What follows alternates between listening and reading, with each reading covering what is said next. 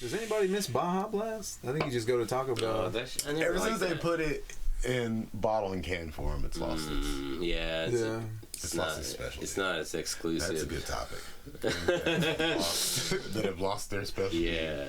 Being like if Capri Suns started being made in jugs. Oh shit! I've been begging for it for years, but as an adult, I'm like, it's not nah, the same. I'm good. Unless it's like a giant pouch. That's what I want. like a Camel gallon. pack? Yeah, It comes in a Camel pack? That's what I'll take that, and you gotta still stab the straw. You still have to be skilled with that straw. And then if you miss, it makes it a way bigger mess. You can't do that. You can't put Capri Sun. Or what is it? Yeah, Capri Sun. You can't put Capri Sun in a jug, dude. That's just a wine punch. Nah, man, Capri Sun is a different flavor. That's what it's something about it. And it's a little bit lighter. Yeah. But I think it's the fact that it's coming from that industrial metal pouch. Yeah. It definitely has something to do. I think that adds to the tang. Yeah, the pretend aluminum. Yeah. It's like drinking soda out of a can versus a bottle, right, for soda. Remember when people were cutting the tops off and pouring them out and showing like mold and shit in them? I stopped watching those videos. Like, you guys you're not correct me at all. Oh, that's the worst. I didn't even know that. Now I'm still gonna drink it. But it's I haven't had one in a minute, but I almost bought a pack of fucking wild cherries. Though, yeah. Wild cherries, that's the only flavor. Mm-hmm. Oh, yeah. Hello, and welcome to episode 19 of Rhythm and Wit, the podcast and video series where we discuss and explore the creative and artistic expressions of artists and performers in Oklahoma City and its neighboring cities, also referred to as the greater metro area. My name is David Steele. I am a bass player, a music producer, a graphic designer, a photographer, and a film hobbyist. My co-host is Nicholas Campbell. Nick is a stand-up comedian, singer, songwriter, guitar player, electrical contractor, husband, a father, and my best friend for over 20 years. In today's episode, we welcome our special guest, stand-up comic Will Davis. Will is a very funny comedian, entertainer, and storyteller, so we wanted to have him on the show to ask him about his process. Will tells us how he got started in comedy, who influenced him growing up, how to use the room in your act, as well as how bingo helped him get quicker behind the mic.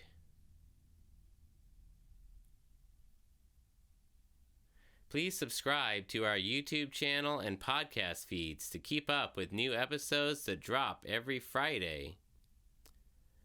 We hope you enjoyed today's episode and our conversation with Will, as we greatly appreciate your time and attention.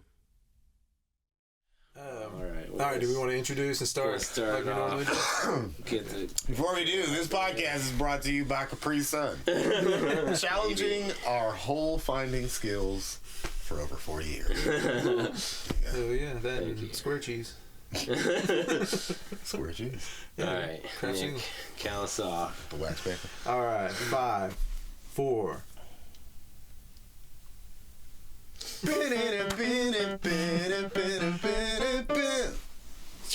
Hello, and welcome to another episode of Rhythm and Wit.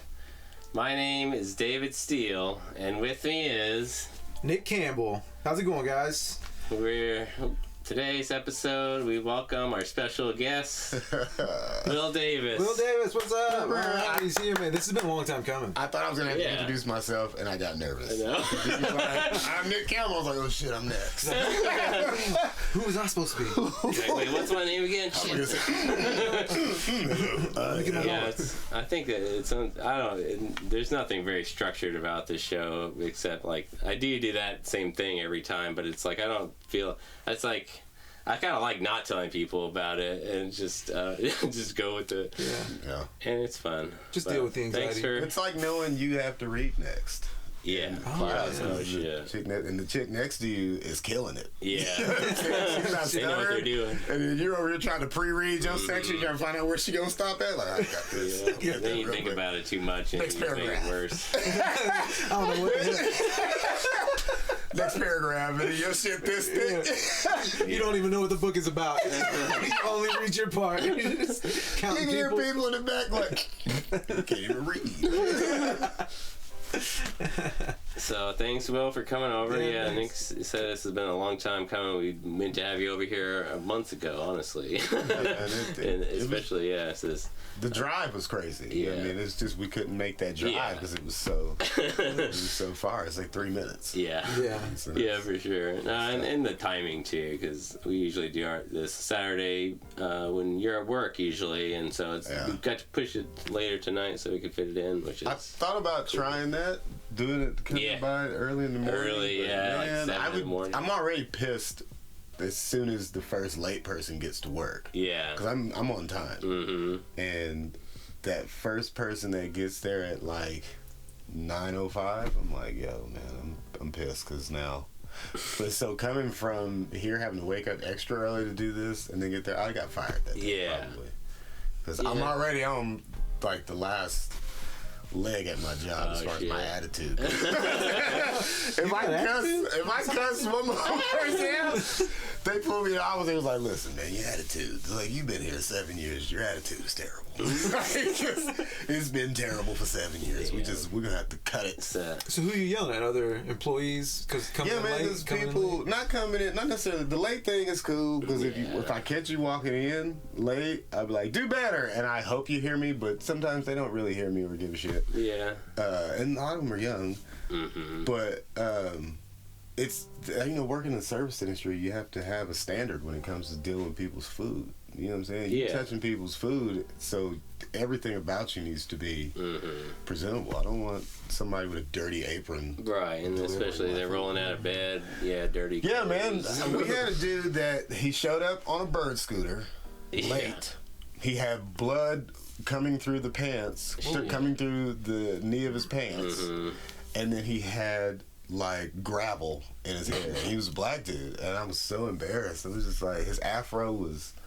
It wasn't even a fro. It was like a real kinky box. It was just all over the place, and it had rubble in it. And I said, "What happened?" And he was like, "Mom, man, I was just horsing around my friend after doing a bunch of cocaine last night." Yeah. I was like, "What are you fighting?" Oh, he's rolling around in the street. I mean, in his work clothes. I thought he fell off the bird. I thought that's what. Yeah. Nah, man. He could have said that. I don't. So that people like that, and like people that don't have like a standard for service either, like putting down empty water pitchers, like spilling something and then just walking away. I watched somebody drop a whole piece of coconut cream pie on the ground in front of the trash can, and then just walk off. And I walked into the station where we make all our waters, and I said, whoever left that coconut cream pie on the floor, you're trifling, and your mama's trifling.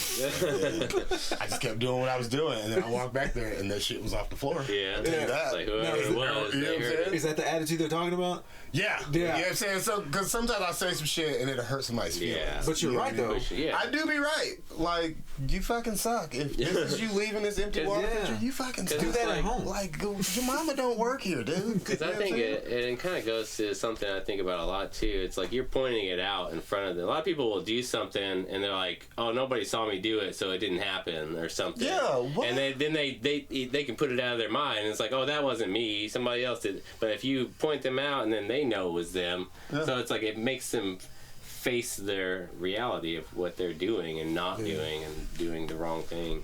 I have my own problem with that in my own house. You know what I'm saying? Where I will leave something because I'm the only one there, so it doesn't matter.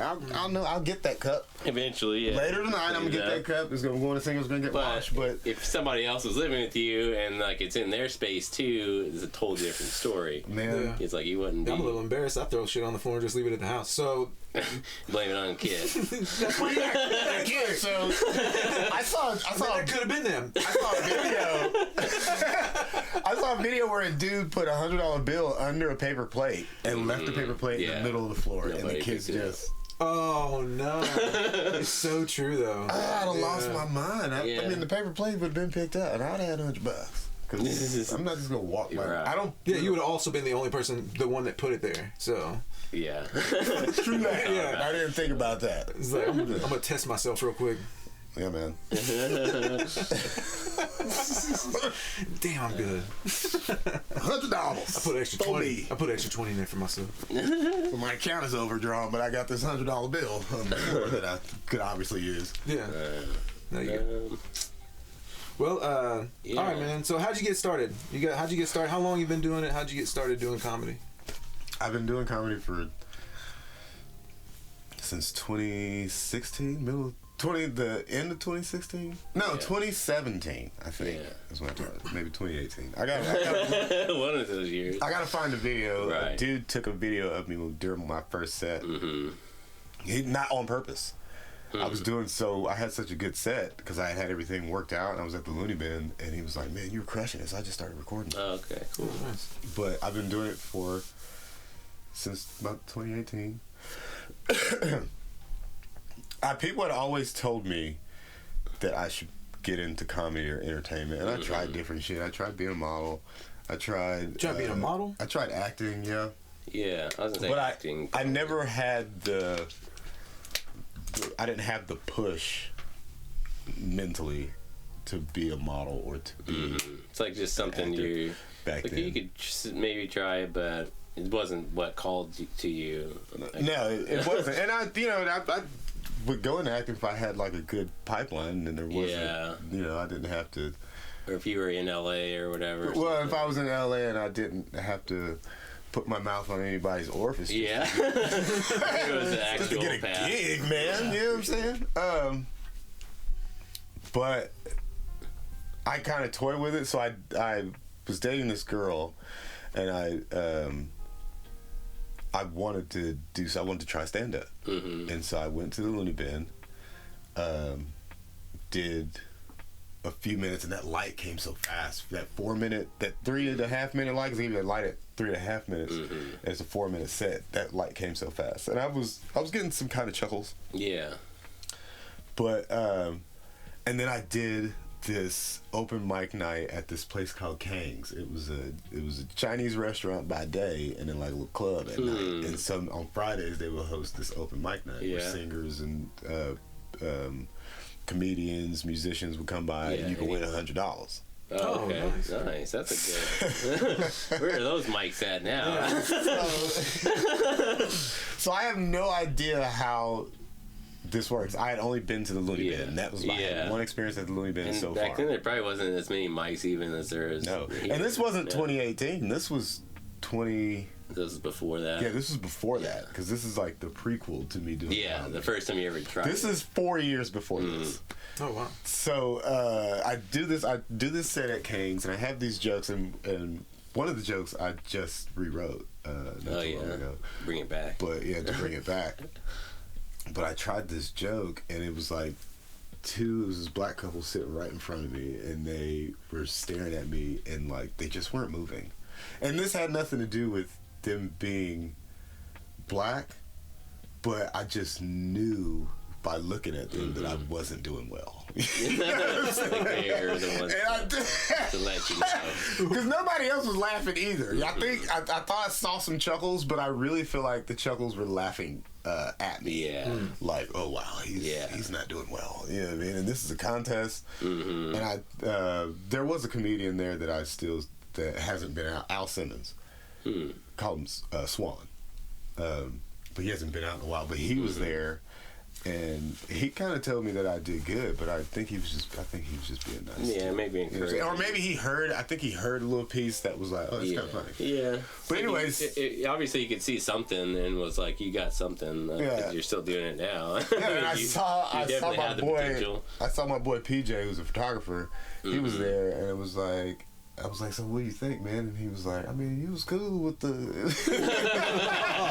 when you're, you know what I'm saying, when they say, I mean, it was, you know what I'm saying, like that one little joint, he was like, he was talking about the bubbles, he was like, I mean, that was cool, he was like, look good. He was like, you look good. But then he was like, he was like, but other than that, man, you just didn't, you don't got it. I mean, you didn't have it. Yeah. There, you know what I'm saying? And then this other comedian came and talked to me, and he was just telling me that you have to kind of own what you are up there. Yeah. You know what I'm saying? And he was like, you have no swag. You know what I mean? And he was like, you just up there talking. Yeah, right. So, didn't do comedy for 4 years. That's a familiar story. Yeah. And I did the same thing. The girl I was with, I was dating at the time, I just didn't want, like, because a comedy career comes with everybody in your life is instantly involved, and I think the people I had around me at that time I didn't want. Yeah, it wasn't the right. Yeah, hindsight's 2020. So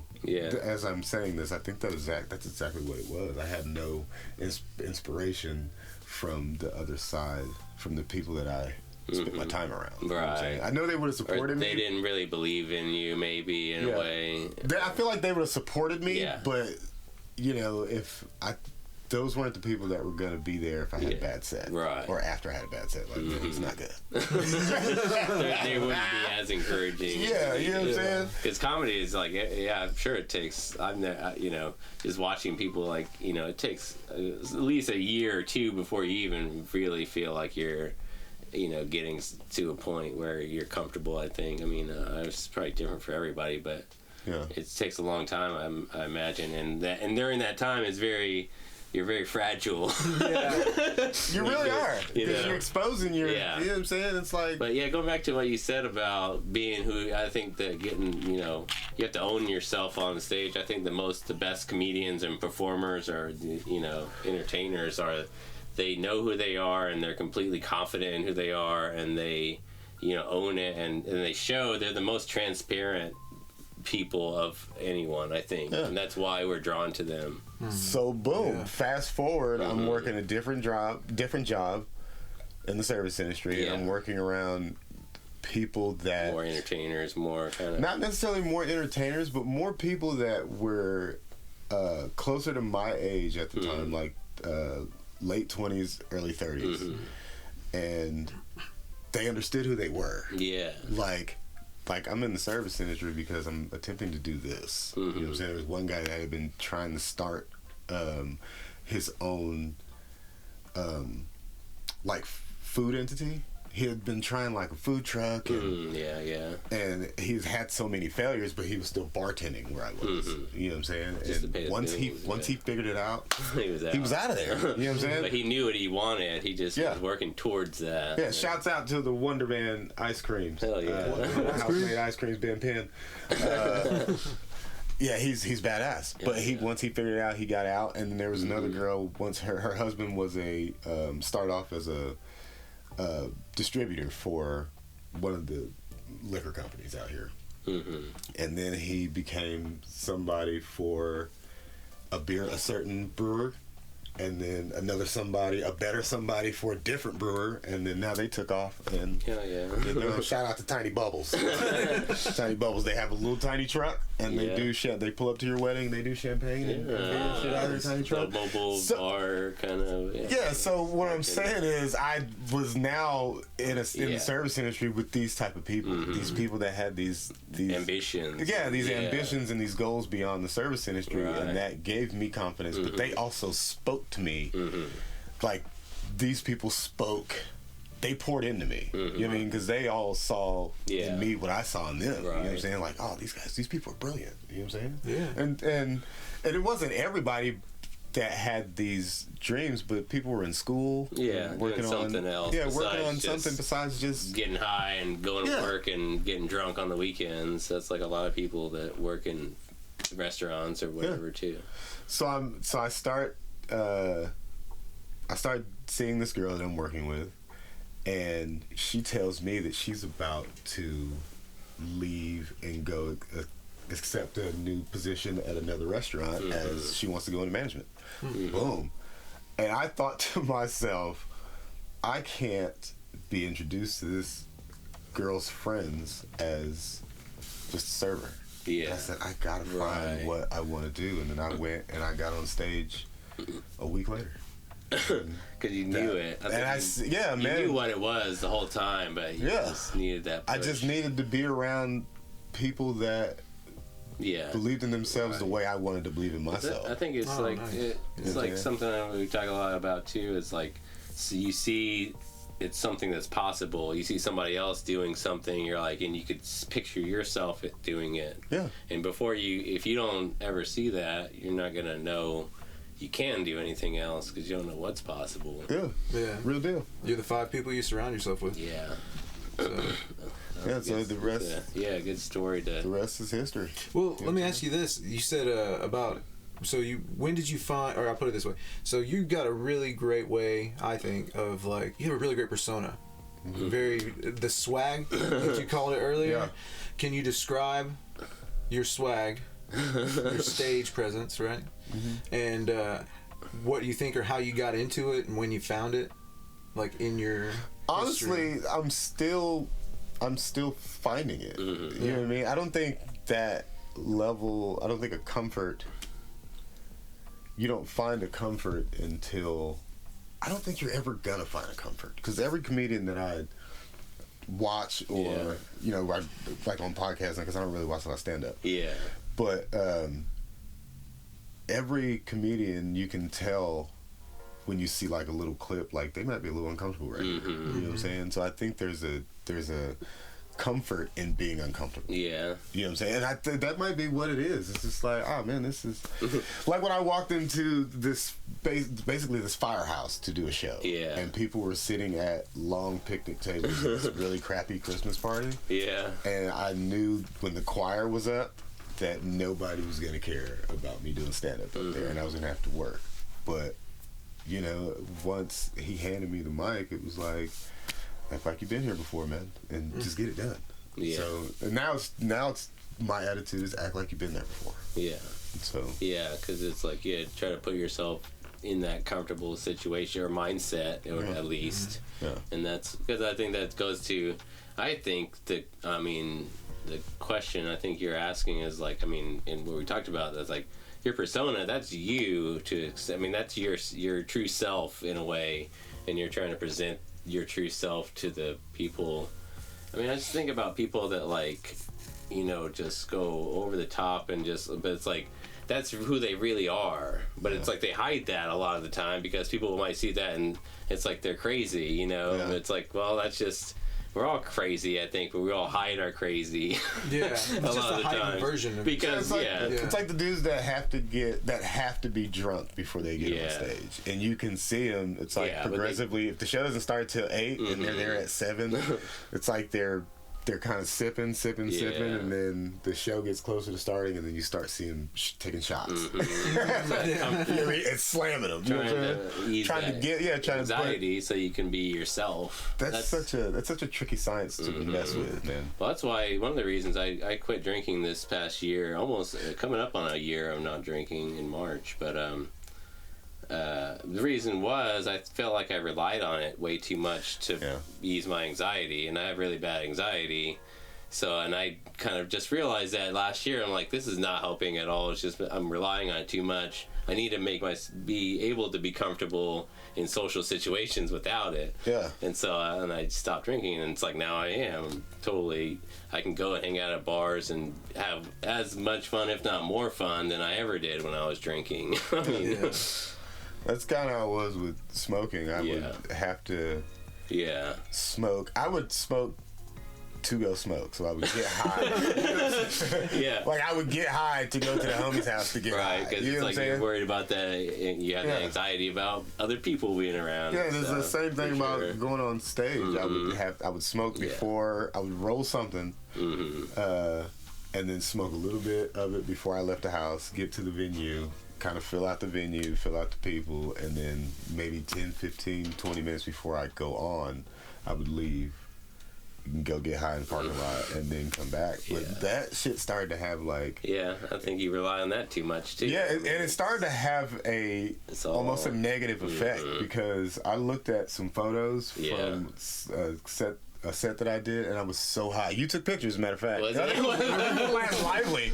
I looked at those photos. I looked at those photos, and I was like, oh my God, my eyes are so red. Yeah. I look high. Yeah. And I fumbled on some jokes that night, and I was pissed. Yeah. Really? Because you killed it, man. Man, just the last maybe 5 minutes, I just didn't. Yeah, I didn't enjoy. You know what I mean? And so I was like, I was high. I was just too high. But yeah. So I've started the last 2 shows I've done, or the last couple open mics, and then the show I did last night, I did it minimally high, kind of lessening it. Yeah, and I have like 1 beer. Yeah. You know what I'm saying? It used to be a joint. It used to be a whiskey and a joint. Yeah, is what I would do, and then some nights I would do a little bit more whiskey, and I have a really good set. So I started to look into that science of it.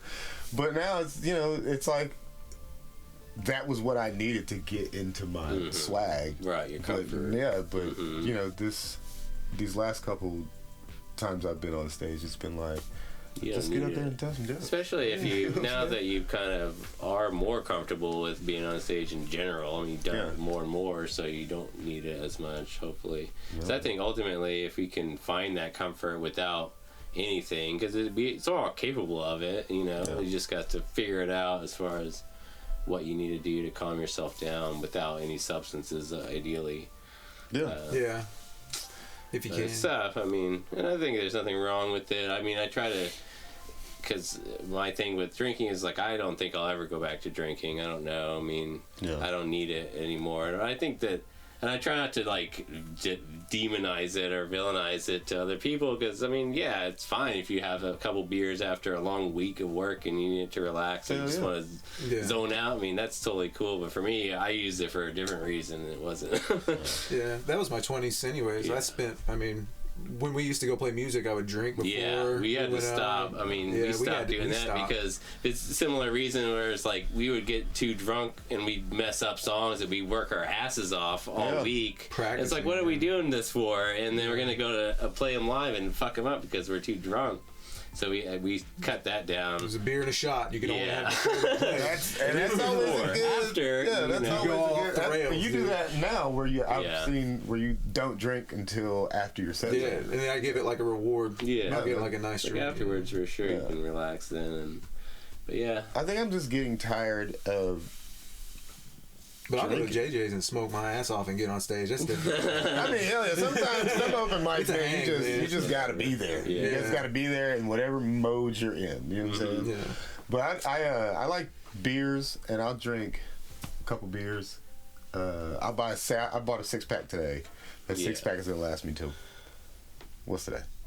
Saturday. That 6-pack would be there until at least Wednesday. Yeah. You know what I'm saying? Yeah, you just have sometimes I come home at night, I just want a beer. That's the perfect time. That's what I think it is really good for. But I think for me personally, but for probably most people, like that's totally like manageable as far as like not becoming a problem. But then whenever you start using, it's like, oh, I got to drink before you go, do anything or whatever to relax yourself. That's a bad deal.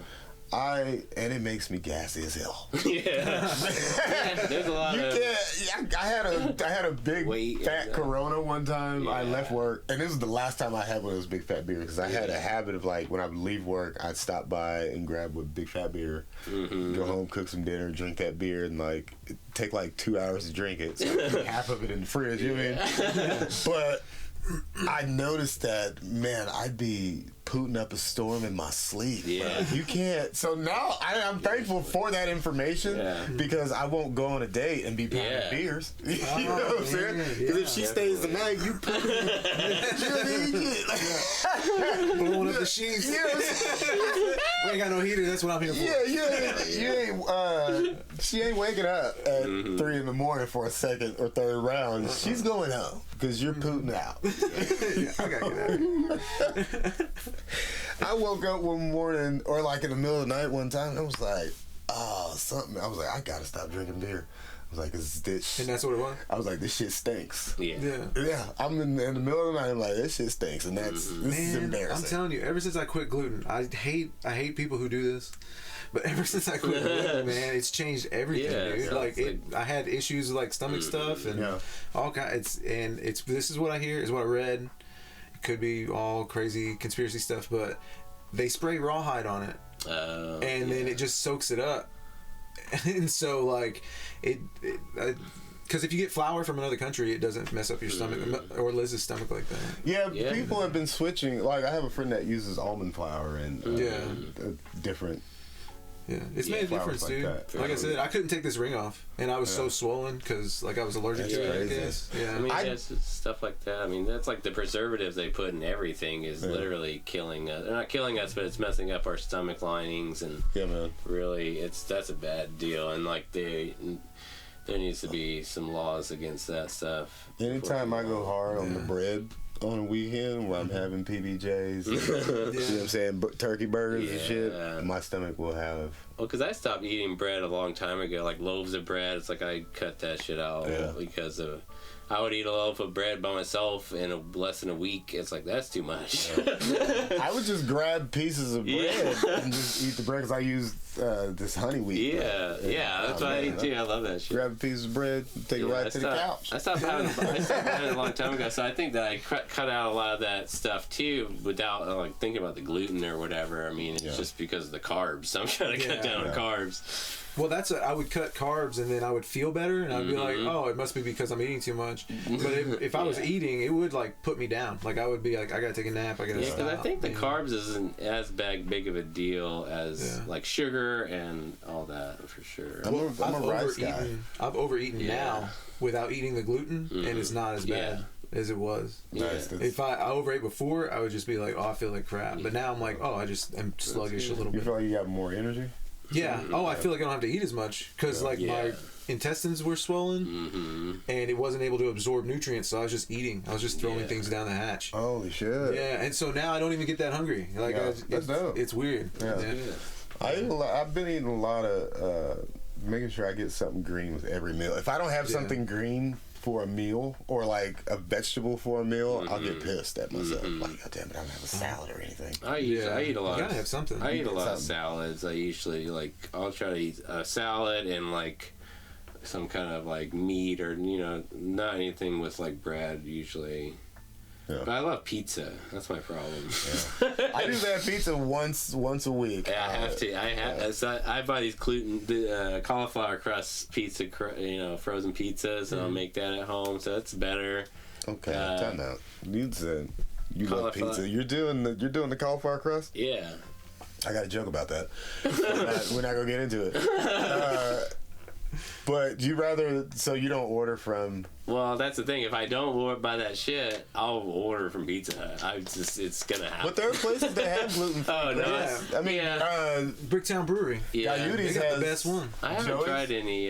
Joey's is really good. Oh yeah, Gaiudi's is really good. I haven't tried any. I just buy the frozen ones at Sam's, so because they're cheap too. It's like $10 for 2. I think, or $12. So Bricktown Brewery is half off on Wednesdays. So no shit on the pizzas. Yeah, I need to check that out because my thing is like I'll just go and order a thin crust pizza if I don't because I just love it. I just have to eat it. It's like pizza it's a once a week thing. Yeah, I haven't had it this week and I feel weird. You know what I'm saying? I usually get it on Friday nights when I leave work. But I didn't. Well, Friday night is pizza night. Yeah. That's usually what dude. Yeah. Because that was TGI Friday back in the day. Yeah. You watched Urkel, you watched Family Matters. Yeah, man. Mm-hmm. And then those, what were those boys that they were in the mechanic shop? Was that the Joeys? Or the Lawrence brothers? I remember Step by Step. Step by Step. Oh, yeah, Step by Step. And then Reba started coming on after a while on Friday nights, but that was deep in the 2000s. Or Rodney Carrington had a show too. Yeah, you remember that? Why is nobody talking about Cat Williams? Why is Cat Williams not talking about that? No, they had all the shows on TGIF. Mm-hmm. I was supposed to play Carl Winslow on Family Matters. When? I'm just making an outrageous claim. But they wouldn't let it happen because I was like 10. Yeah. Well, you were. I mean, you have the build for it now. Yeah. Yeah, I think you can do it. You just called me. Just called me. I was buzzing. They got the Fresh Prince remake, so. I almost watched that the other day. I heard it's good. I heard that too. But so I'm selective with my shows. Yeah. There's only 2 seasons. It's probably gonna piss me off that I can't get more of it. Yeah, wait till there's like 4 seasons and then binge it, and then get it out of there. Yeah, you know what I mean? Because then it'll be done probably by then.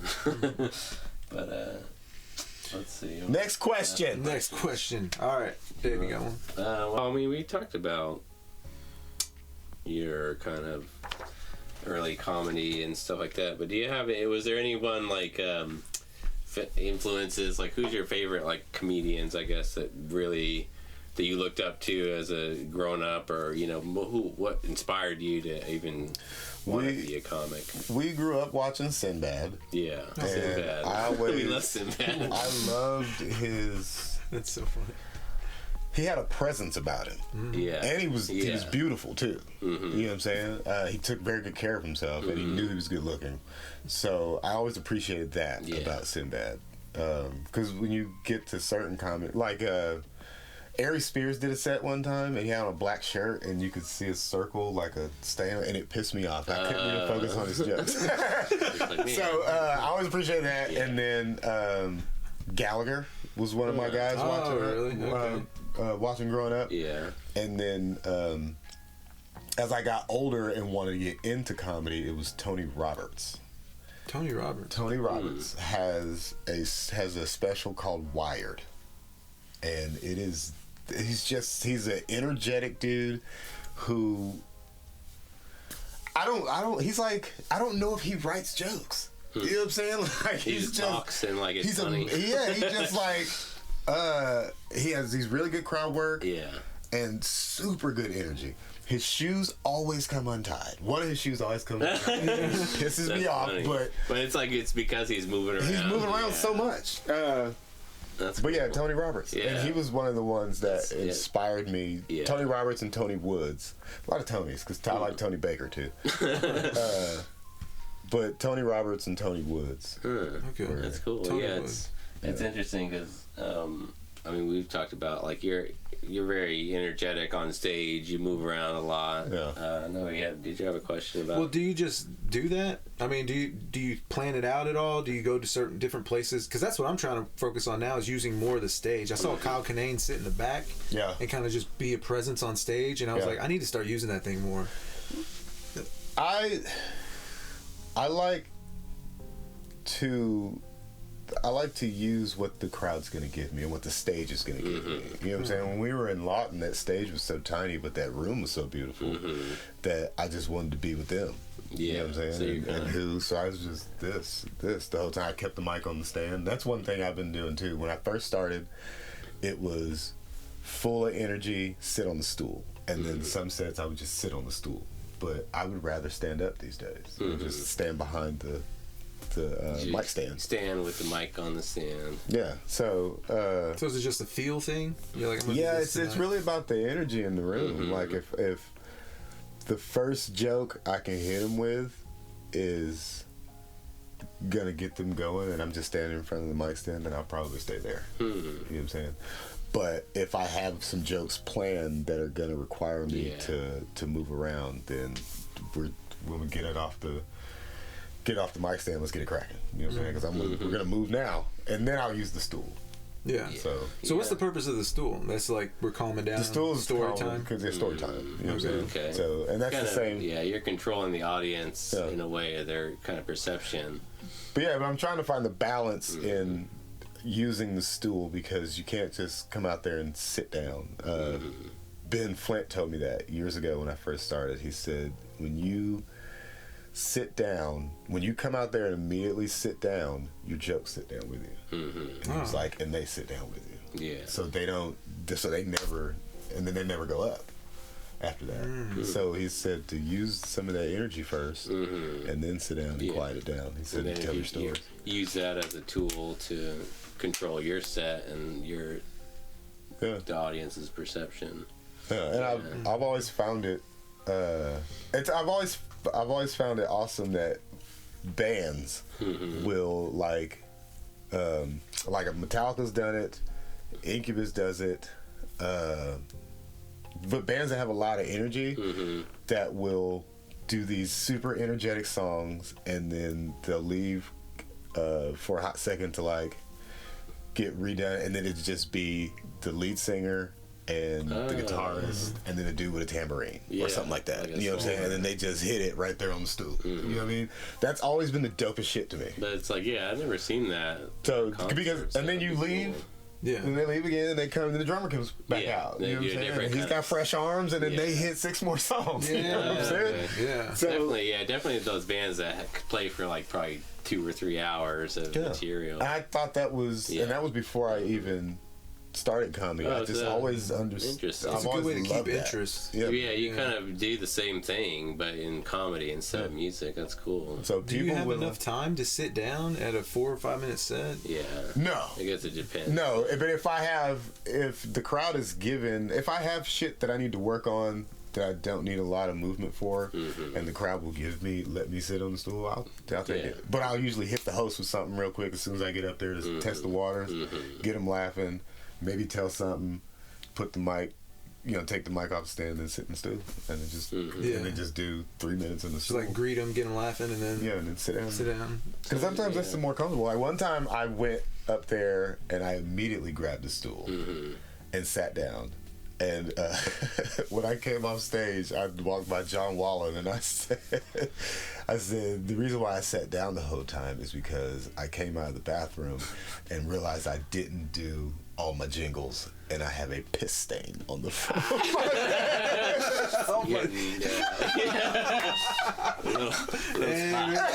Can't miss those jingles, man. I was like, I came out of the bathroom, I was like, oh fuck, and I was like, and I'm up next. So, and you can see it clear as day, bro. So I was like, how old am I, man? I'm rushing out, not even doing my jingles. You gotta hit your jingles, and when you get 40, there's more than you think. Yeah.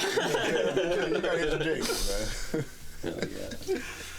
Oh man. Okay, so you just kind of feel it out and go with what you feel. I was gonna say, is it dependent on kind of the joke? Like, because I mean, a lot of comics, you probably have your jokes in your head, and you're kind of figuring out when to pull up what next. So it's like, is it kind of dependent on the joke? This joke, you always sit in the stool, and then some venues don't give you. Yeah. I mean, you get a stool, but it doesn't. It's something about it that won't let you sit down. It's like I can't sit down up here. Certain venues for sure. I know that I saw you at Point A Gallery a few weeks ago. Impossible to sit down. That place had a little catwalk. You were using that. Yeah, man. And you were all over that stage. Yeah, almost failed too. Yeah. Because that carpet was get at me, Point A Gallery. I'm sure they already know. They probably had fixed it by now. Hopefully. Yeah, because they had a drag show. You can't get a bunch of queens on no loose stage. Yeah, I think there's something going on there tonight, probably right now. Yeah, they're doing shit all the time. Yeah, they're doing a lot of shows. I need to get it back up in there. Liz is going up there, I think, after. Yeah. Oh yeah, that's a great place. Yeah, they're doing a lot. Shouts out to the Oklahoma City Gay District out here. So let's. What was? Did we taper off? What's that? Did I answer that question? Yeah. Okay. The performance, I think, for the most part. I mean, I watched Sinbad a lot, and he would just march back and forth. That's you know what I'm saying? Like, he was always moving. He was picking people out of the crowd. I mean, that's one of the reasons why I like doing it the way I do. Is I'll throw a joke out, and then I'll see who's reacting, and then I'll see if I can bounce off of them. Yeah. And then I'll just use a joke as a platform to jump off into like maybe some. I mean, it depends on what I'm working on. Yeah. But I'll try to do that every once in a while, especially if we're doing a show. Relativity too, and like getting the crowd related to something that's going on. Like when I did the open mic the other day, Wes Corwin was the host, and he looks and sounds like a gentle serial killer. And I always say, give it up for your host. Because I did it with you one time. I said, give it up for your host, Nick Campbell. I was like, I saw him stretch before he went on stage, and I have some concerns for his wife. But get the crowd related to something. Yeah, and then, that's a good. and then like boom, that. that's how you get into your mode. Because if you never get them, oh man, it's tough. I like that because I noticed you did that last night too at the Robot Save City show. It's like you had said, or you had referenced talking about. I think you had probably mentioned the host. But I remember you had commented on Natalie or something. I used Natalie last time I followed her. Natalie's got. But it's like energy. But that's a way to immediately connect with the audience because they just saw that comedian or the host or whoever. Yeah. So you immediately connect with them. Well, the host had. People, I was gonna say something about her. I know, but I forgot because she had everybody do the Arsenio Hall to come up.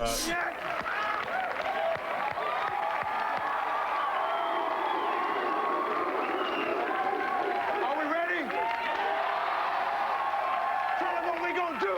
Let's get busy.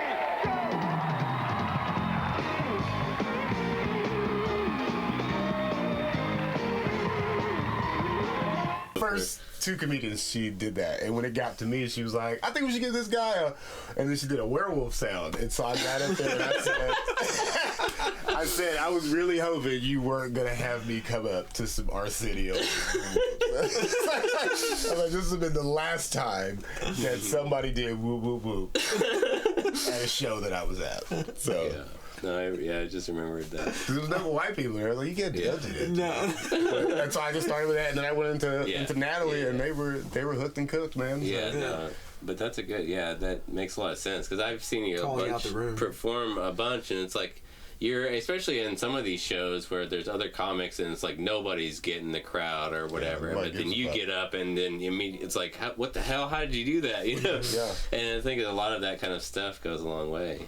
I did a show. There was a couple came to a show that I had met when I was doing Bingo and More, and they were matching, and so I automatically knew that she picked that shit out. Yeah. So as soon as I get on stage, I'm doing whatever said something about the host probably, and then if you point like this on Bricktown stage, everybody knows who the fuck. Yeah. It's just two people sitting in that middle table right in the middle of the stage. Doesn't matter. But I said, you guys are both wearing green. I was like, she picked your outfit out, didn't she? And he didn't say anything. It was like, he didn't say anything, so that means yeah. And it was a green sweater. I was like, that's a nice green sweater. So at the end of my set, I said, I wrote a little song for you guys, and I was like, I like to call this number Green Sweater. And you ever see the episode of SpongeBob where he sings the song Striped Sweater? So he sings a song called Striped Sweater because he's trying to entertain the restaurant, the Krabby Patty. I like to call this little number Striped Sweater. The best time to wear a striped sweater is all the time. One with a collar, turtleneck, that's the kind. 'Cause when you're wearing that one special sweater. And I sing that song, but I changed the words to Green Sweater, and everybody in there knew the fucking song. Yeah. It was beautiful. That's perfect. That's one of the. That's like a brilliant kind of bit that just came up with that. Within the set. I'm sure. I got in trouble at work one time singing that song because I was working at this place called Nona's, and they had a bakery and they had a bakery counter.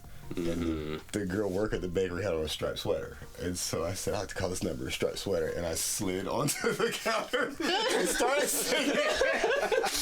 Man, the owner was just like, yeah, we got to get, come on, man. Like, this isn't you're giving this guy gold? Like, this isn't what we're doing here, man.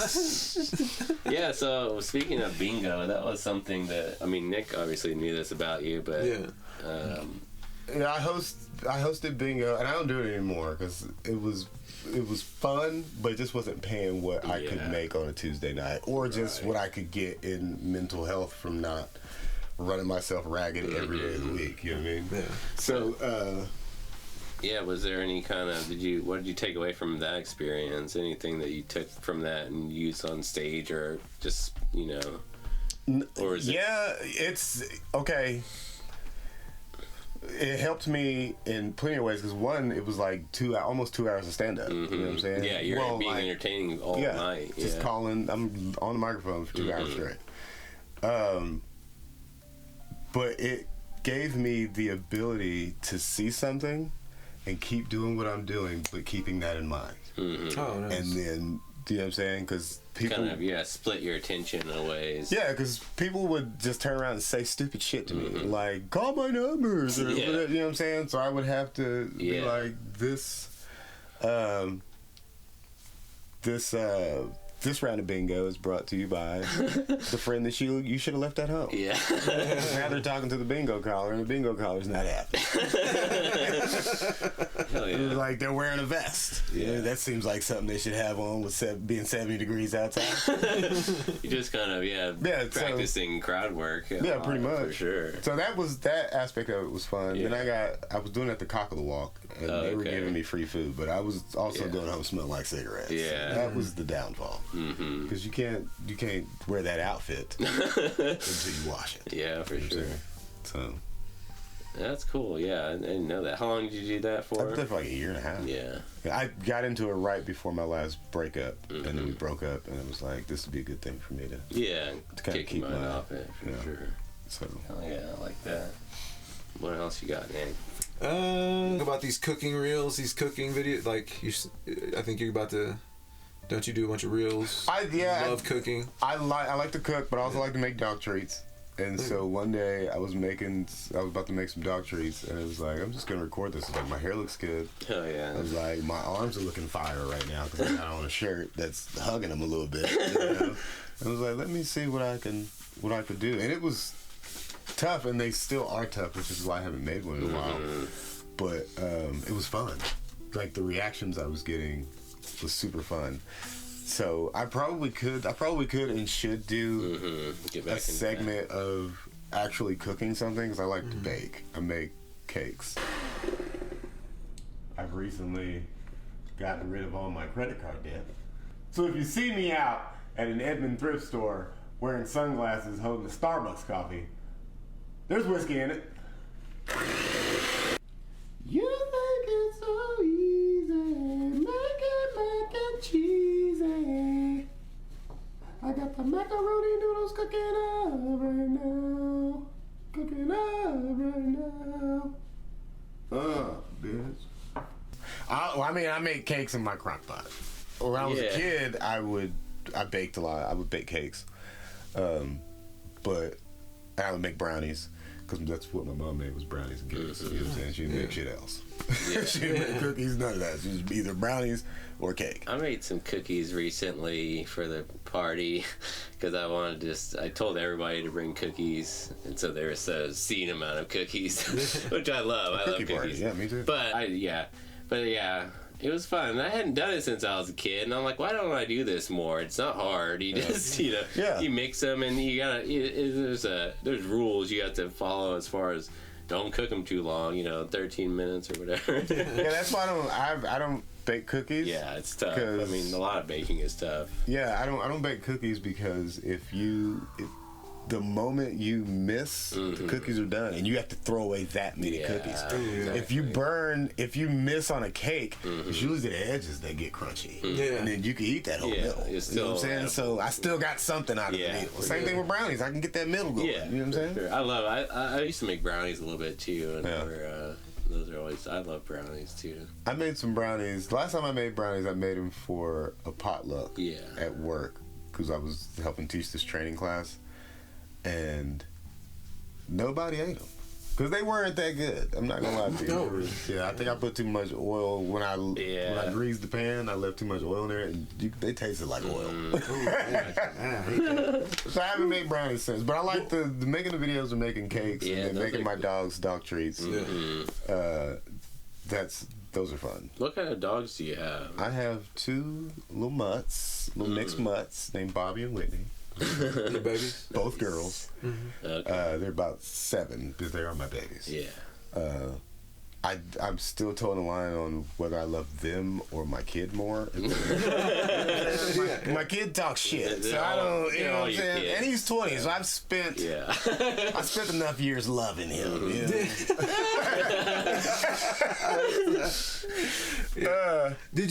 So he's 20. Do you have any more kids that are like you're done? No, dude, done, baby. That's it. I'm about to get How's it feel? I'm about to get this thing snipped and laminated. Huh? You know what I'm saying? Yeah. It feels good. It'll feel better once he's really doing his own thing. Like when he's bought a house and you don't have to worry about it. I don't have to worry about. Yeah, he doesn't ask for money or he doesn't need money because he's got 2 jobs. He's good to go. But it's still you still worry. I'm sure as a parent. I didn't know jack shit when I moved out. I didn't know anything. My kid's mom had to teach me everything. Like she taught me how to pay bills and to maybe go get a bank account. She was like, go put your money. She's like, wake up this morning when you wake up, go start a bank account. And that's what I did. I was 18, I think. Yeah. So if it wasn't for her, shit, I'd probably be carrying around cash. Every day. Put in the mattress. Yeah, man. Oh, yeah. So, but yeah, my dogs are 7 and I was just curious because you had mentioned them last night. And we walk every day, rain, sleet, or snow. So. Oh, you out there when it's raining? Like heavy rain with the dogs? When it's pouring down, we won't go unless I have to work. And then we're walking. I'm going to walk them leashless up the street until I can get a poop out of them, and then we're back to the crib. But if it's just kind of drizzling, we'll get out there. You know what I'm saying? We just gotta get that morning shit out. Yeah. What they do. And then I think it's like I need to walk too, because anytime I've been on vacation, and you don't I would get up in the morning and go for a walk if I didn't. I think it's great. It's definitely good to get outside and get sun in your eyes as soon as you can when you wake up. I mean, that's like science. I mean, it really helps you get going through the day and get your hormones and circadian rhythm in check. But that's definitely a part of it. You don't even probably realize as far as like something that is a part of it for sure. And just getting exercise early in the day is usually good. I like to get my walk on. We used to do 2 walks a day, but that's just too much. They're too old for that shit. How long are these walks? The morning walk is usually an hour. Yeah, that's good. Yeah. Definitely keep you fit. I mean, that's what I do. About a couple of years ago, I started walking, going to the lake usually and walking for about an hour, sometimes more. I'll walk for 2 hours sometimes. And I'll do that 2 or 3 times, or at least 3 times a week usually, and I drop so much weight just doing that.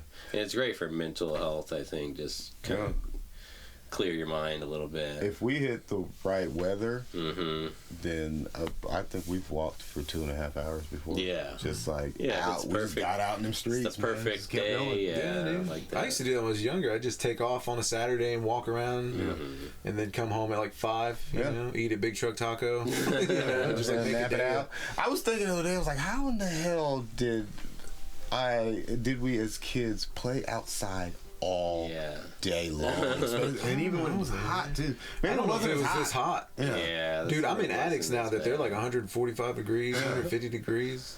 And I don't in the summer. Yeah, and we would play basketball outside all fucking day in the summer from fucking 9 a.m. to 9 p.m. And then the only thing you had to eat was some nutty bars and a Code Red, some water from the 7-Eleven fountain. You know, you're like exactly, dude. The big gulp. No, we used to do that. Yeah, skateboarding when we were kids. Just be out there all day. I don't know. That is dangerous because it does taste just like Dr. Pepper. I told you. It's like drink about and there ain't nothing in it. It's nothing. You get a little bit of that. You get a little bit of that Diet Coke battery acid on the back end, but I'm still messing with it. Let's see. Where do you want to go, Nick? What's your writing process like? Awful. Take a joke from thought to polished on stage. What are you doing? You journaling? I used to write the whole joke out, word for word. But now I write keywords and then I write key phrases, and then I play it, and then the next time when I'm gonna do it for real, then I do my keywords and I do whatever my new phrases are for it. And it's stressful because I have like napkins and fucking things that I can just find to write on, like index cards, little strips of paper that I tore off of something, back of a bill, on top of a bill, you know what I mean? In books. I have them in different books. You got a phone? I have some in my phone, but the ones in my phone are whack for some reason. I'm not getting it's not the same. You know, I grew up in the 80s and 90s, dude. We wrote shit. Yeah. You know I still like writing stuff. I used to still write my grocery list. Not anymore. I still write my grocery list. I stopped because I just got tired of trying to find these little notepads. I'm like, I got a phone, I'm using it. But I like, there's something about it. I don't know, writing. I'm telling you something, looking at a list in the store, it's hot. Oh, yeah, it's hot. I'm telling you, I get looks. Yeah. I get looks. Yeah. Oh, he got this physical paper. He got his shit together. That means he's got money in his pocket right now. Oh, look how neat his handwriting is. Okay. But no, that's you know what's funny is like I used to do that like whenever texting when we were 16, that's when I started texting. Yeah. And I always took it as an opportunity, even now. Like I'll take it as an opportunity to try to tell a joke. If somebody sends me something, and then I'll try to make a joke out of it. Like I've always done that. That's why I don't. Oh yeah, we did get into it. We did get into a joke thing. Yeah, I mean, sometimes it's serious, but you know what I'm saying. If it's something, I'll try to make a joke out of it.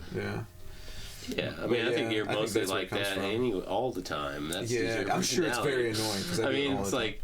Because we've been friends for like freaking almost 25 years. John was telling me the other night, it's like, because I keep saying we met when we were 12, but no, John's like, bro, we were 11. Extra year. I'm like, damn, that's like 27 years. Damn.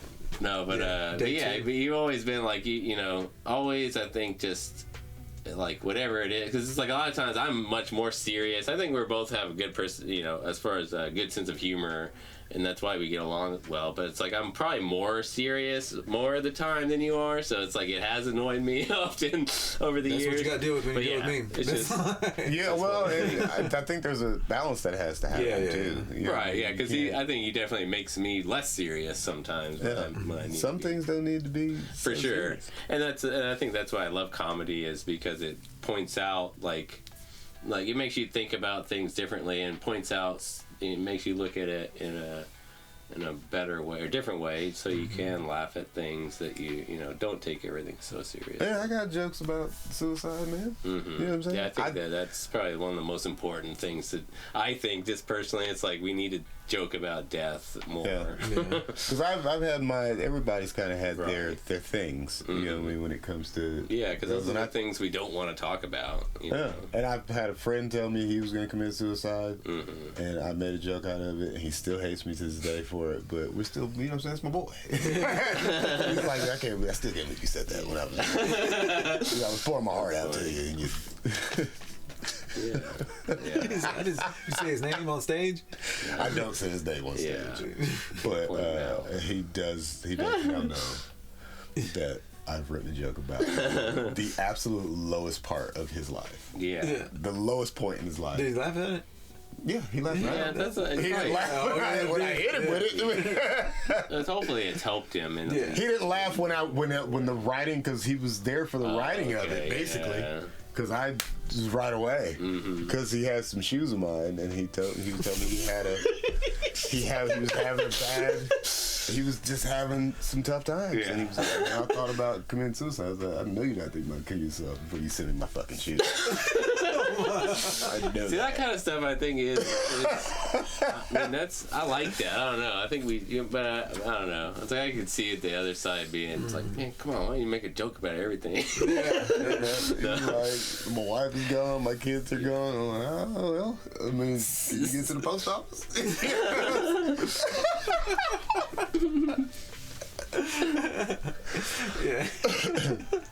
But you gotta. I mean, you have to try, because that's what we are. We are steps away from dying. That's what. Feel like, and sometimes we come off stage and feel like, man, I don't want to fucking be here.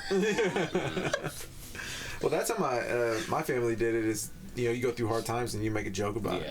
And we'd be like, feel better, because it's like we're like we're the only species that knows of our own mortality, and it's like I think we do everything we can to not know that sometimes. That's kind of what I'm teaching. What I'm teaching my son. But we grew up.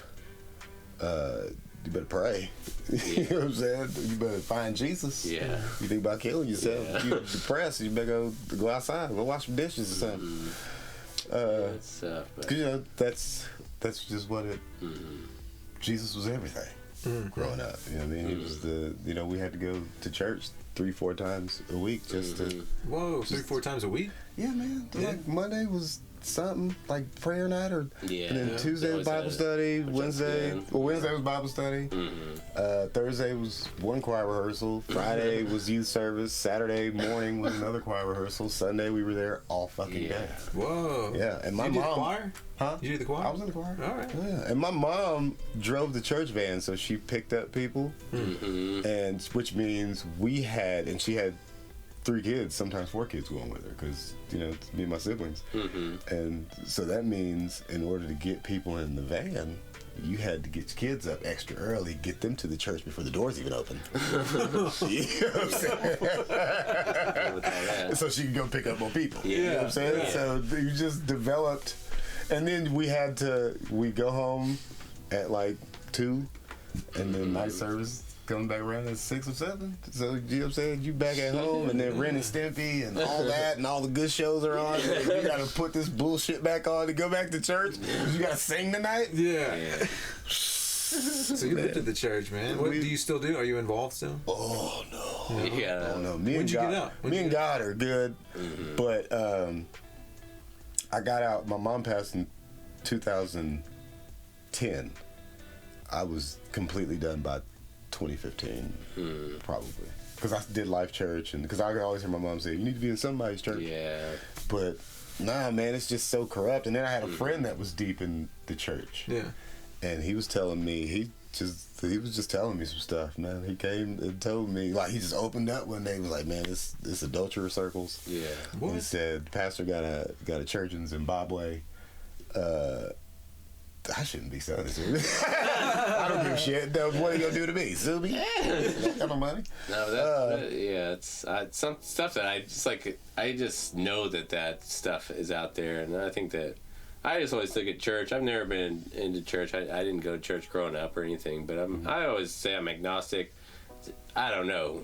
Y'all could be right.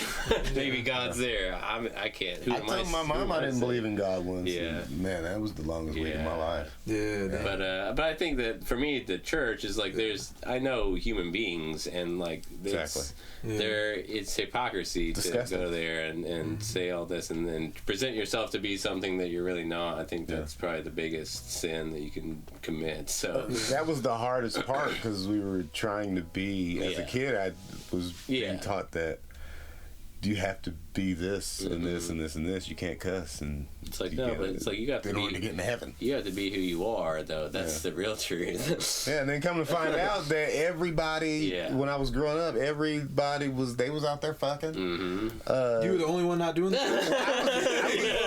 I was oh damn. I think I was 14. I'm talking about the older people, like the youth pastors and stuff that are teaching you this shit. They out here being whole daddies. You know what I'm saying? Like, what, you mess with her and her? Yeah. She got pregnant? You can't. That's a sin, isn't it? What happens when you sin? So that kind of stuff. That's why it's like I've never. I grew up in church quite a bit, man. My parents believed in sending me to Vacation Bible School. Yeah, BBS. I did do that. That was 2 weeks off for them. We did a week. Yeah, but I remember going to that Baptist church up there by the old Blockbuster. Like, what's that one? You know what I'm talking about? So y'all went and stayed the night like a camp? No, we had to. They bust you every day. Yeah. Okay. Yeah. That's how ours was. But it was they would tell you, like, all right, now we're gonna pray, kneel, and then put your head down, and we were there for 2 hours. And they were like, everybody be quiet. Yeah. Oh, they was getting y'all. Yeah. Oh no, we actually did shit. Yeah. We created shit, and like every different class had to put on a performance on the last day. That shit was fun. It sucked being there, but you know, still being around people that people your age that you considered your friends, that you saw, you know, 4 days a week. You almost saw them as much as you saw your school friends. Yeah, I think church and stuff, it's like, I think the community aspect is the most important thing. Like you were saying with your mom driving that bus, it's like you probably knew all those people so well, like family, so. Yeah, my mom was dope. Everybody loved that lady. Right. Some people hated her because she was who she was. You know what I'm saying? But she was always a source of light. And, or at least she tried to be. Yeah. But she was also very crass. He was getting on her nerves. You know what I'm saying? So how long you said you've been doing? About like what, 7 years? I think so. Yeah. Have you been able to work like Looney Bin pretty often, or Bricktown? I know you've been up there. I've done Bricktown. Yeah. They booked me a lot starting when they first started out. Yeah. You know what I'm saying? I was booked there a few times, and then COVID hit. And I was supposed to open for Ali Sadiq before it was like right after COVID, when people were still catching COVID and whatnot, like heavily, and they canceled the shows. Yeah, and I was so thankful because I was not ready. Yeah, I think that moment would have been it for me. I don't think I would have bounced back because I was completely unprepared. I was in a relationship that I wasn't fulfilling at all. You know what I'm saying?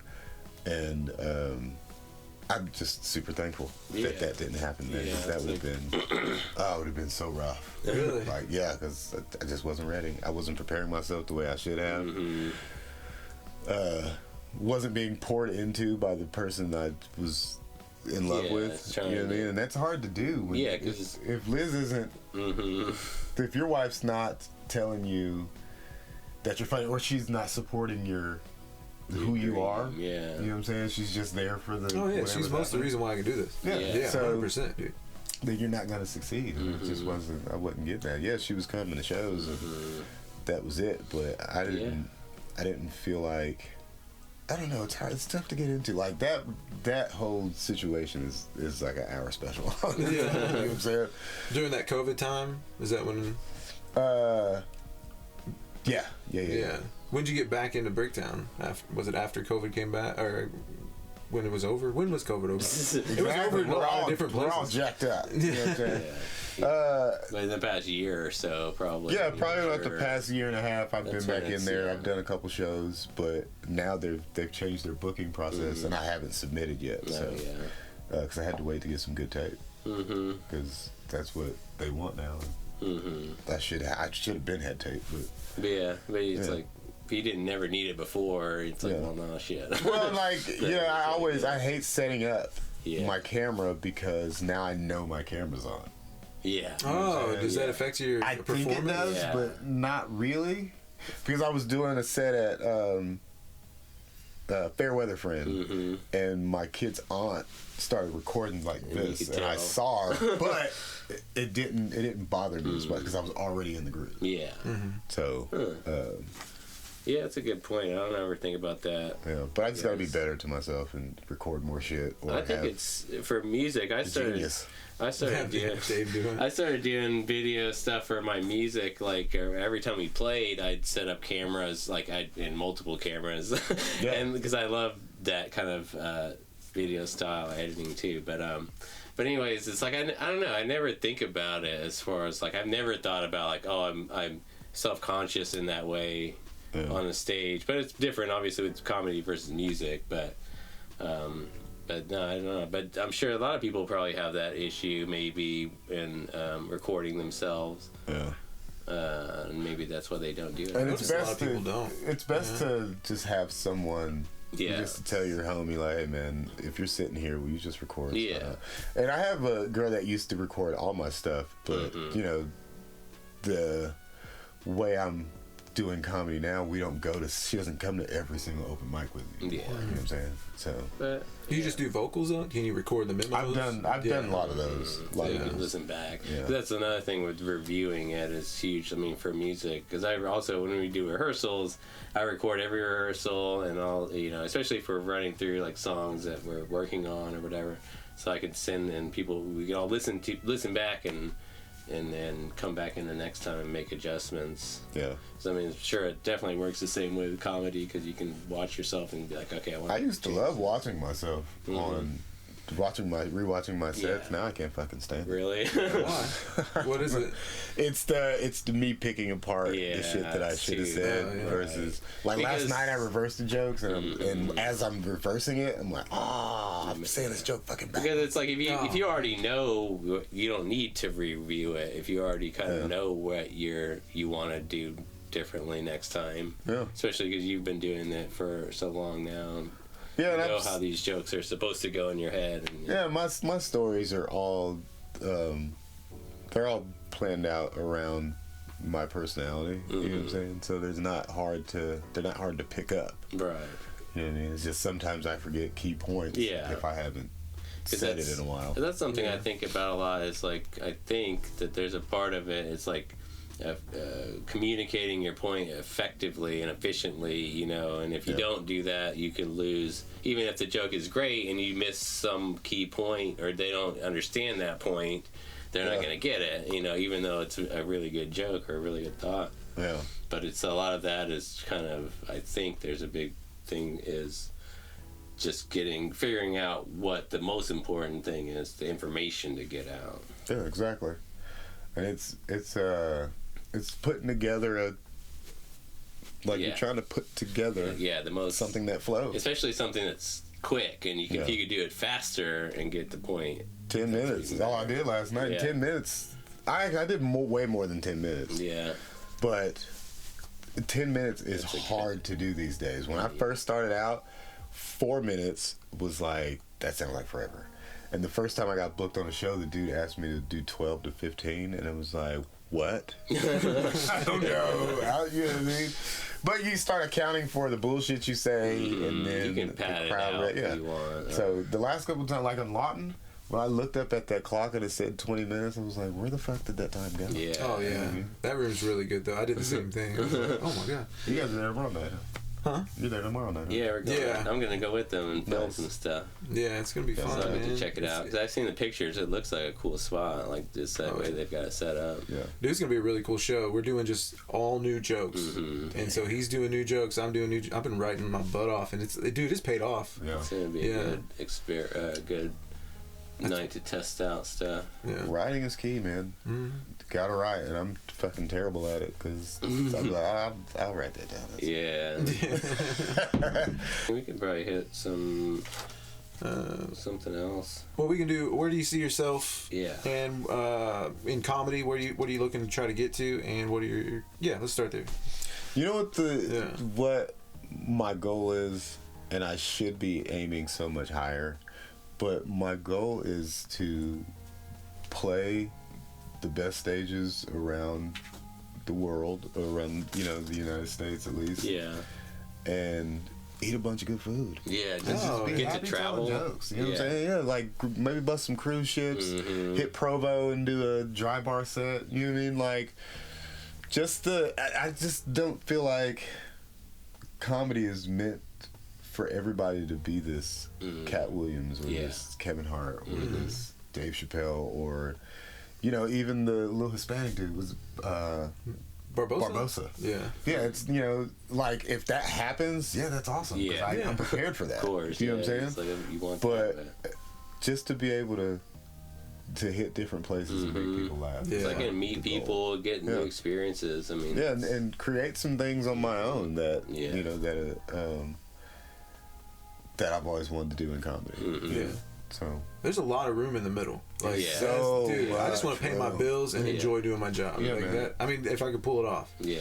If I can find when I get my shit together, the goal is to find in shape comedians, the comedians that do 5Ks, 10Ks, marathons, and then to go around and do the best 5Ks, 10Ks, or whatever, and then that night you do a stage in that city. Whoa, You know what I'm saying? yeah. And to have it all documented, because you're gonna get the ups and downs of runners and the ups and downs of comedians at the same fucking time. Yeah. You know what I mean? Oh, that's So, smart. you know, that's the goal, and I just I like that. Yeah. What are you gonna call the tour? Run more than your mouth. Nice. Hell yeah. Yeah. So That's a good idea. Combine. I mean, I think that kind of stuff is what you should strive for, as far as like the combining of two of your interests or whatever. It's like, and especially at two completely different things. That's fitness and comedy or performance. But that stuff, when you can find the connection, I think that stuff can be very successful. yeah, it's just got to be the right pocket. Yeah. And all those runners are going to the show. Yeah. Yeah. You know, Exactly. especially if you're doing social media for all that. Yeah, we got shirts, or you know what I'm saying. We dropping flyers, or we can talk to people, talk to race organizers into dropping the flyers and giving it to them with their packet. You know what I'm saying? Yeah. Like here's a ticket for 2 drinks. Yeah, exactly. If you come to this comedy show. Yeah. You know what I'm saying? Or here's a free ticket to the comedy show, and then they get in there, boom, 4 item minimum. So We're rich. we help everybody. You know? Oh yeah, that's a good idea. I like that a lot. So That's great. I just gotta stay in shape, and the hope that one day I get somebody in front of me that wants to listen to it. Cool. I like that. Well, what are your goals for this year? What are you doing for this? This year is to give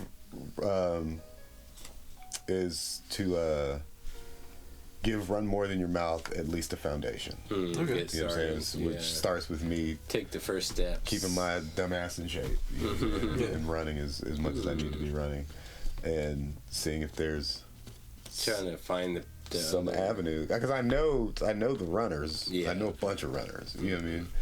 But finding how they do their travel, and because they just travel all over the world doing these different runs. You know what I mean? And finding out how they do their travel, and how I could kind of weasel my way in there to see what comedy clubs they pass up as they're as they're running these races. But that, just giving that some foundation, getting plenty of tape, and then by the middle, towards the end of the year, I want to be booking out of state. At least a good start to be booking out of state. So. Sounds like a plan, dude. Yeah, man. Yeah. So do you have to run to be a part of it? Can I just give out water? Yeah, I mean, we can get you in there somehow. You can get interviews of the runners. Yeah, This, for sure. Yeah. I think there's an avenue for I'd be interested anybody creative to find it. You know what I'm saying? I'd be I'm interested in not coming, doing photos or video and stuff like that too.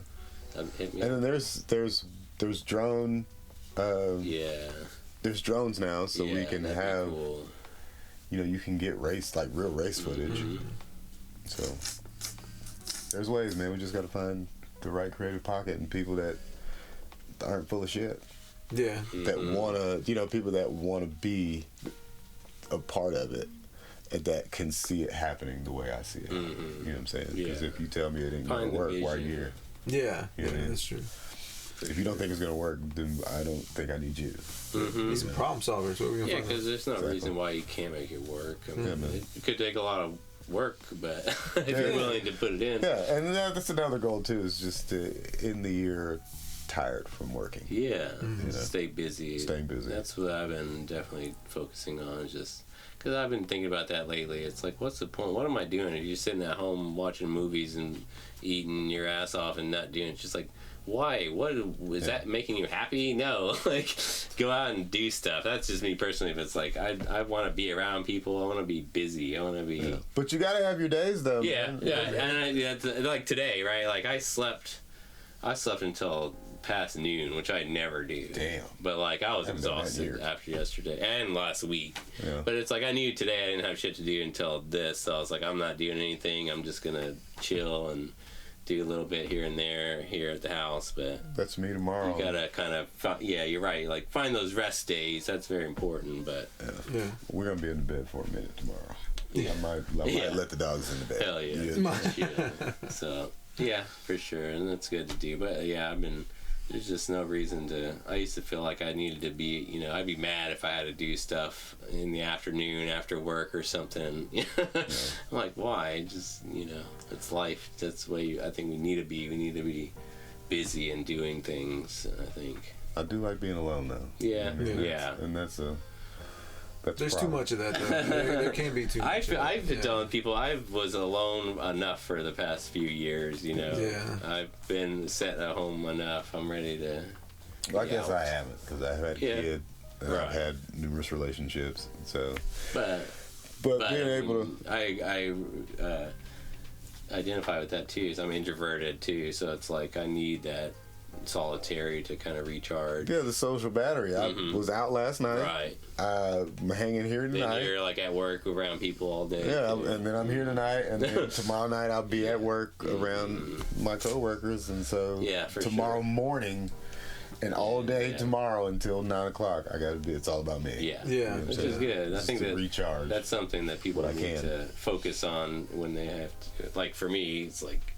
I recognized that too years ago. It's like I need that time alone. When I was in a relationship, it's like we spent all our time together, and it's like there is, you know, very important. That's when I realized it's like, oh, I need to just go and just play a video game for a couple of hours and not be around anyone at least. Yeah. It's like I want to go home, smoke, drink a beer, and eat some junk.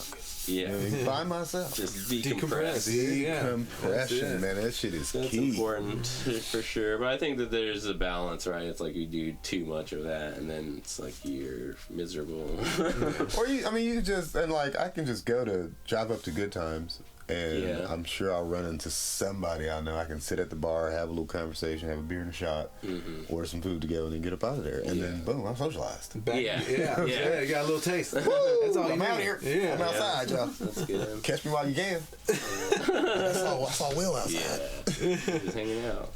Like a mystical being that just shows up. Man. It's like, Will's here. My people know, my friend Sean knows if I've had a show, because I'll go to Good Times and I'll have a beer and a shot.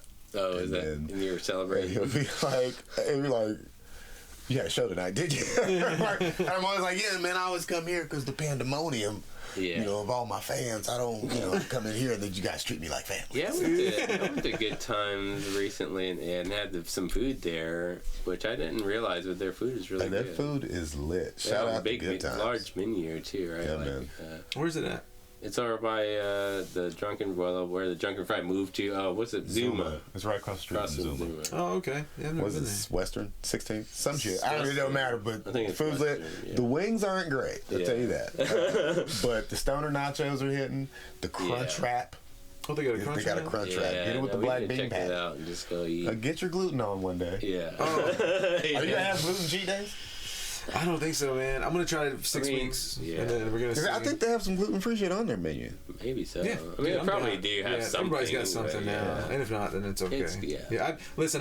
I ate enough. Like my entire life, I put a lot. But you haven't had stoner nachos. You gotta try that. You ain't had them stoner nachos. Yeah, I'm sure there's gonna be a cheat day, but the way it works is like Liz will feel terrible. She'll like. She won't have a cheat. She'll just accidentally get exposed. Yeah. But this might be her. She's different, you know. Yeah. But hers is very detrimental. It like messes up her whole personality. It's like, because if you can do, because I always hear this too with people that like are like The Rock, right? He has a cheat day like once a week. Yeah. And he eats a whole plate of cookies, like and brownies, and milkshakes, and but it's like your body can handle that if it's only once every now and then. Basically, it's like you can. Well, it's not gonna mess you up. For me, it's been so beneficial that I haven't turned back. Right, and that says a lot, because that's my thing. I love food, man. That's my time. My mom taught me. She was like, "This is how I love you." Yeah. She didn't say sorry or nothing. She just made meal, That's dope. I mean, that's a hella toxic, but it's dope. Hey man, look, it's what I got. And you could be 6,000 pound life, but you're not. Is it 6,000 or 600? 600 pound life. 6,000. Do you want to go worst bomb story? Yeah, that's always worst bomb. Yep. Yep. I was at Ice Event Center. About a year and a half ago. About a year and a half ago in February. I was still in a relationship, unprepared, and I went I messaged Black Ron Daly. Shout out to Ron Daly. Examine your own life. I don't know what you do, but I bet that ain't what the fuck you thought you was gonna be when you was no little boy or no little girl. I know that. Big, what you wanted to be when you was a little ass boy? He was like, a stockbroker, cuz I did. You don't even have an E-Trade account. Probably one of the funniest people I've ever seen do comedy. I mean, outrageously funny. Every time I've seen him, he's put tears in my eyes. And he doesn't. I've never seen him do the same joke. He's just good. But he's done he's done the big shows. He was on Wild 'N Out with Nick Cannon for a little bit. But anyways, so I get on stage, and the first thing I do is I noticed that he had gotten the stage redone. And so the first thing I do is I say, I see you got the stage done. It was like it was being held up by rocks and cinder blocks, wasn't it? And he just kind of, the owner was walking away. It was a crowd full of people. And he just kind of walked and shook his head. I think everybody saw that and was like, oh, he's trying to rag. And then nothing ever took off from there. Oh, dude. Not a joke. And I'm up there panicking. I'm like, but I'm also not engaging. I'm standing there with my hand in my pocket. And you got to give the black audiences something to want. And I was giving them nothing.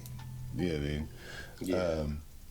And it was just quiet the whole time. And I saw some lady gave me a light from her flashlight after like 2 or 3 minutes. And some lady was doing this in front of me, which was like, that's the gong from the Apollo when they were ready for you to come. Yeah. She was doing it real time. It sucks. And I got off the stage. But that was around the same time that I was in this relationship that I just wasn't giving, I wasn't doing anything for myself, so I clearly wasn't writing or preparing for anything. So after 2 or 3 minutes, they called you off? I looked at Mako, shouts out to Mako Henson. I looked at Mako and I was like, am I done? And then he gave me a light and I got off the stage. And the girl at the door felt bad, like she tried to give my money back. What's your $10 back? I'm like, no. I don't even want nothing to eat. I'm out of here. Yes. But a year later, almost to the date, I went back to Ice Event Center and I had a fantastic set, and it felt redeemed. It felt beautiful. Nice. And I ended my set with last time I was here was a year ago, and I had a terrible set. I was like, I think I cried in the car on the way home, and they're eating this shit up. I was like, and the girl at the door tried to give my money back. And I was like, you know what I figured out? I come to the conclusion that the reason why I had such a bad set at that time is because of that fucking white woman. Because I got up there and told jokes about the girl that I was with at the time, who I wasn't with anymore. So I started my set talking about that relationship and how she was white, and this is, some black people are pro-black. Like, hell yeah, I'm glad y'all broke up. You know what I'm saying? And so when I ended with that, and it was a crusher, and then I got up out of there. Nice. But I wanted that mic back because I knew, I just knew. You know what I'm saying? So, I bombed in Tulsa at their urban spot. Oh yeah. Yeah, terrible. Terrible. It was awful, man, because we didn't start until super late, so by the time we started they had like waters and empty drinks on their tables. So I knew they were cooked already, and I got up there and they weren't even listening like at all. So but yeah, both times have been black crowds. Yeah. So what would you have done differently if you had to redo it? Do you think that you could? Was there anything that you learned or you think about that you maybe started doing differently after those? Or preparation. Just having shit prepared. Because the time I went back to Ice Event Center to redeem myself, I had an index card that was front and back because I was prepared for every fucking thing. So you could jump around instead of trying to panic and trying to figure it out. Yeah, but the one in Tulsa, I was kind of early in the game, so I don't know if I don't know if I could have did anything different. But that's good, because I think that's something that, that's what Julie Drake said. She's like, she's only ever learned anything from when she's bombed. I mean, that's the best way to learn anything. Or you always take something away, I think, probably. Yeah, because when you're riding that laughter wave, right. You know what I mean? You can fuck up an entire joke. And it won't even matter because they're still just riding with you. Mm-hmm. You know what I'm saying? So you're not going to learn shit. So what didn't you do up front that you couldn't get them engaged? I mean, what's the biggest differences that you see with the two different crowds, black versus white? Like you have to engage them quickly? Black audiences want to be entertained. White audiences or mixed audiences are there to hear jokes. Okay. Yeah, so that's probably the best way I can put it. It's like the entertainment is as far as just being wild. You gotta crazy, be you just have to be engaging. Yeah, like they want to. It's like you gotta. They were like, you gotta work for this, man. You want me to laugh, right? You know what I'm saying? You're gonna have to work. You can't just tell jokes. You're not gonna stand in one spot and make us laugh. You're gonna have to be over here fucking with them. Why they ain't paying attention? Then you coming over here. You know what I mean? You over here. Yeah. You sing a little bit. You can dance a little bit. You know what I mean? It's more the entertaining. It has to be entertaining because most black people grew up watching Martin Lawrence. Right. And, you know, just like and his sitcom was a lot of. I mean, beautiful. Yeah. So it was entertaining. We have Flip Wilson. You know, you go back to the shows back in the day. It was all entertainment. I always think of like Cedric the Entertainer. I mean, that's his name. Yeah. But it's just like those kind of like the what is it, D.L. Hughley and all those guys. Those guys are all very just expressive, very big, and very exactly. D.L. Hughley had a special where he had like a broken down TV in the background. You know what I'm saying? Because that was the vibe, or that was he was talking about the whole stand-up. He was talking about how growing up poor was. But that was like a part of the show. It was one of the worst things, but the best thing that ever happened to him. So that's cool. He'll edit this. I didn't put. I already know that. No, it's so I guess what's the biggest challenge for like comedians and like or people that you see? I mean, you're kind of your peers or whatever for sure, but like, what's the challenge that you see that comedians face, and what kind of advice would you give to specifically like the younger generation of comics? Ego. Yeah. Get rid of the fucking ego. Who do you think you are?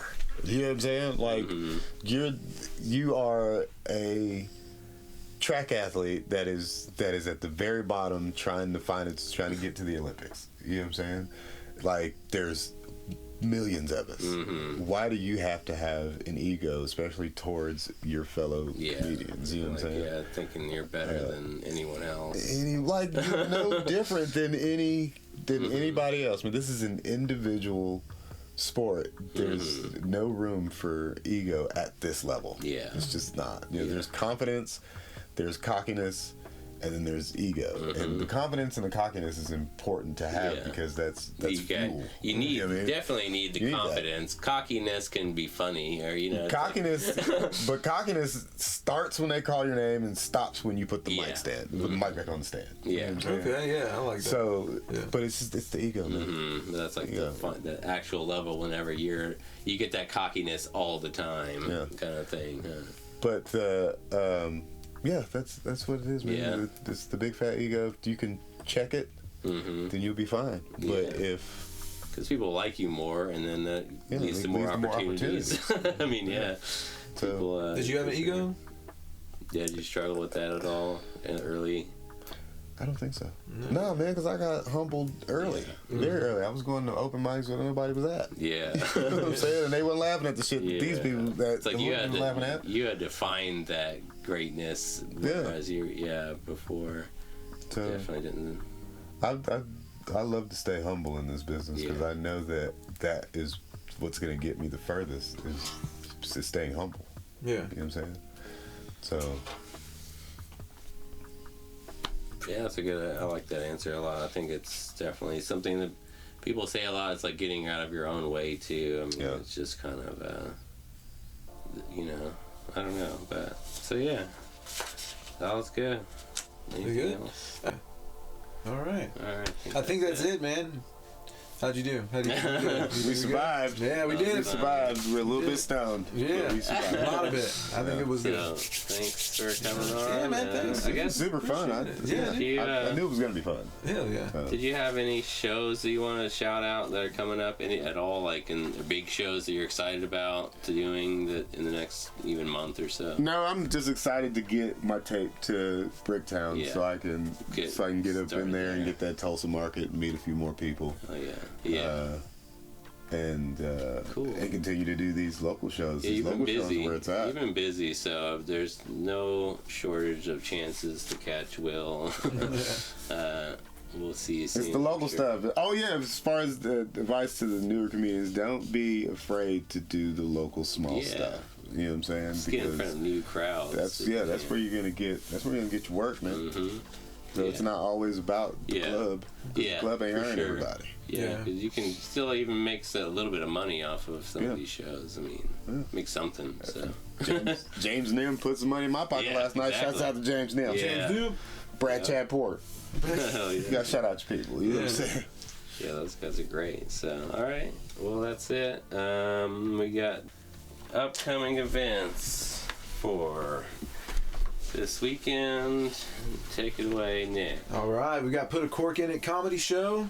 Friday, January 12th, 6:30 p.m. Doors open at 5:30. Put a Cork in It. It's doing really good right now. You did that show, didn't you? Yeah, you did. Yeah. Super fun, super cute venue. Yeah, I like that little room, man. It's intimate. When we can pack that thing out one day. Ooh, buddy. Good. Yeah. Yeah, the show you were on was pretty good crowd. Yeah. So hopefully it'll continue to grow. Yeah, that's gonna be a good one. We've got Brandon Kilo's gonna be the headliner. Kayvon Tagazade, he's our feature, and then we got Anna Rhodes, and she's gonna be our guest spot. Super funny. It's good, really good little lineup there, and very diverse lineup too, which is you always do, which is good. 2 browns and a white, man. That's awesome. 2 different browns too. Yeah. This is gonna be fun. I always have a great time at those shows because like you said, it feels like a little club almost in that room. Yeah, just a little nice little comedy club vibe. And it's cheap drinks, man. Yeah, because it's all homemade or wine made in house. So I mean, you get a full bottle of wine for $14 and a charcuterie board for $10. Did you say charcuterie? Charcuterie. Okay. Charcuterie. Charcuterie.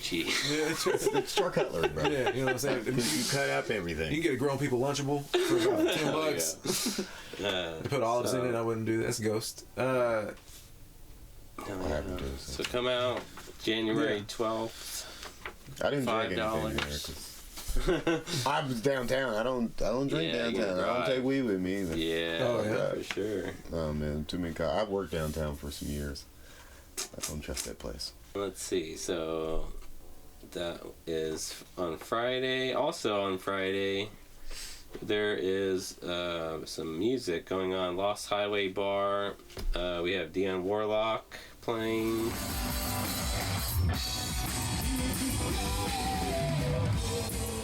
So get ready to unleash your rebellious side as Dionne Warlock invades the Lost Highway, OKC's coolest neighborhood dive bar. I like that bar. It's cool. It's tiny. It's small, but yeah, exactly.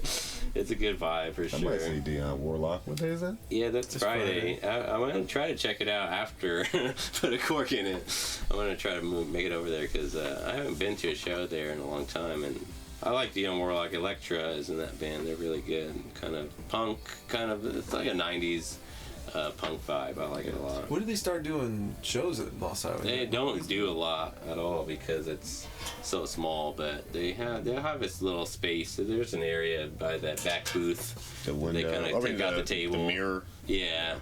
So they'll set up over there. It's where the karaoke. A lot of times they do like not full bands. It'll just be kind of acoustic or blues bands and stuff that only have minimal setups. So yeah, check out Dionne Warlock at Lost Highway. Dionne Warlock. It's $5 to get in, 21 and up, and that is a smoking venue. So we're gonna have to wash our clothes afterwards. Just wear sweatpants. I have to ruin a pair of jeans. And then Sunday, there's a pretty big event going on. Yeah, dude. This Lively Comedy Showcase. We're doing them both on the same week. Oh, yeah. Here we go. Sundays, January 14th. Doors at 5. Show at 6 at Lively Beer Works. We're doing Molly's Tamales is back. Hell yeah. Yeah, man. We got gluten-free options as well. And that's what happens when you beg. Molly's Tamales saved my life more than once. More than once. Man. Delicious. And then door prizes. We always do the door prizes. If you bought a ticket, that means you automatically get a raffle, and that raffle gets you a potential to get a prize. So that's always fun. Nice. We've got Matt Farrell. Okay. Right? Oh, yeah. This is the Farrell takeover. Let's do it. So the goal this year was to start booking out of town talent. Yeah. And so we got Matt Farrell and Wayne Morris. These guys are from like Texas. Yeah. And then we've got a couple of new people, Matt Sigmund and Ian Kennedy, also known as Big Dick. Oh god. Yeah. The super tall dude? Yeah, the super tall. And then we got the rising stars, Michael Dunn and Ashley Watson are gonna be there. Yeah. So really great show. $5. It's gonna be great, man. It's gonna be a fun time. Yeah, I noticed that was this is like the first show. Well, some of these names are familiar, but most of the time I know everybody on the show, and it's like, oh, this is cool. It's a completely new crowd of folks that I'm trying some new lineups. This one's a little bit dirtier. They're like some dirtier comics. Yeah, Matt Farrell and Wayne Morris definitely. They're That'll be interesting. I mean, it's shaking it up a little bit too, because I mean, you've been doing this show for almost a year, haven't you? Yeah, come April. Yeah. So it's pretty good. Yeah, it'll be good. Didn't get kicked out yet. Yeah. It's like, now's the chance. Why not go for the gusto? Let's risk it for the biscuit. You know what I mean? If you get canceled, we had a good run. I think it'll be fun. I think it'll be, like you said, just bringing in new faces into that place will be good too. So that'll be good. $5 will get you in there. So then I wanted to shout out one more upcoming event for Thursday, January 18th. This is going to be at Factory Obscura. They have what's called Adult Night at Mixtape is their exhibit, but they stay open later on every third Thursday, and it's from 7 to 9, so there's no kids, so adults can go and check out the exhibit. So check out Factory Obscura. You can get tickets on their website, factoryobscura.com. So I just went there for the first time this past week. It was fun. And it's a beautiful place, man. Cool. They've done some cool stuff in there. I haven't been to this one yet. Yeah, they kind of redid. They've done it in 3 different buildings. I went to the first one and the second one. I haven't been to this one. Yeah, this one's, I haven't even been to this one besides the Wonder Room where they have that stage. But I like what they're doing. I think that they're definitely kind of leading the charge as far as like creativity in a lot of ways here locally. So yeah, my son's aunt works there. Yeah. So yeah, it's a cool spot. They do a lot of. They're doing more. They did a comedy show there for the first time recently, so they're getting into that. I know, and I missed it. Caleb asked me to do it, and we never hooked back up on the communication on it. And then I heard it was a super. It was great. Show. It was packed. I mean, there was a lot of people. So and a great stage. The stage is bigger than the one in that other space. Because that stage is. They have a bigger stage than that. That wasn't even the spot that they did it? Oh my god, that was already really good. Yeah. So we were in the mixtape room? Yeah. Is that where that's in the exhibit. But this one's like off to the side, but it's a bigger room that's just a venue. Oh, that's awesome. I gotta go in there. Yeah. I heard they used to have an open mic there once a month. Yeah. Well, they do. That's when we went to. Yeah. Oh, okay. Yeah, we just did it this past Thursday. Yeah, Liz did it too. She did. Yeah, she stood up and did. She was gonna, because she's gonna host February. She's gonna host the Lively show. Is gonna be all women, so she's gonna do the hosting, and then so she's trying to get a set ready, and then but she went up and kind of started that process. You know. Tight. Yeah. So it's pretty cool, man. It's a good place to do it. Experience behind the mic, because that stage is incredible. They have a sound guy, an open mic, but they have a lot of musicians. He's running the lights too. He's running the lights with the music incredible. as they're playing. It's killer. It was incredible. So I feel bad doing comedy up there. I want to bring my guitar. I feel bad not having gone in there yet, man. Because my friend did Hoppus. Yeah, that was something. She was part of. A couple of my friends were part of Hoppus, and I still didn't go. Yeah, that was a little thing they had last month. Yeah. I don't know. Yeah, I want to go do go to more of their events. They do a lot of cool, weird stuff that I love. So. Yeah, we get to meet cool, other weird people like us. Yeah, for sure. Met a lot of cool people. That's for sure. So I always try to just shout out whenever they got stuff going on if I can. So that's it. Yeah, made me want to do music. I was like, man, I'm about to start picking up this guitar. Yeah. Well, that's it for the show. Thanks, guys. We appreciate it. Thanks, Will, for coming on. We did it, guys. All right. This podcast is about to be worth something right now. Right now. I'm claiming it. About to bring somebody else in. That's all right. We got it. Oh, yes. Thanks, man. No, thank you guys. Yeah, the day was night. I just showed up to the cookout and dinner, and I cut her loose in the backyard. And just go introduce yourself to the people. Then I went to the kitchen to talk to my dad, and my brother runs in there in a panic. He was like, "Oh, Dad, there's a white lady here." He's like, "Are you a traveler again, Bill?" But Dad was like, "No, that's Will's new girlfriend." He was like, "Ooh, I got some questions, man." He just pulled me to the side and he was grilling me for about 20 minutes. And his main question was, "So why is she white?" Like, what do you mean, why is she white? No, that's not what I'm saying. Like, I'm confused. Hold on for a second, man. It's just, I'm in shock still. She just ran up on all of us out here. When I was talking to Tony and him, I turned around like, "Boy, there's a white lady in the middle." Anyway, like, what does she do with a white? Like, is she like, you know what I mean? Like, is she proactive in her white community? What does she do? Does she walk a dog every day? So I just started messing with my brother. I was like, she goes to Target and she gets a basket. And he was like, "Oh." I was like, and she actually puts stuff in the basket. He was like, "Oh, wow. She's got education. Nice." I said, every time she goes to the gas station, she fills her tank all the way up. Every time. He was like, "Damn. She's rich. I see what you're doing. Nice. You hear that, Mom? You got him a rich one. Well, you got him one."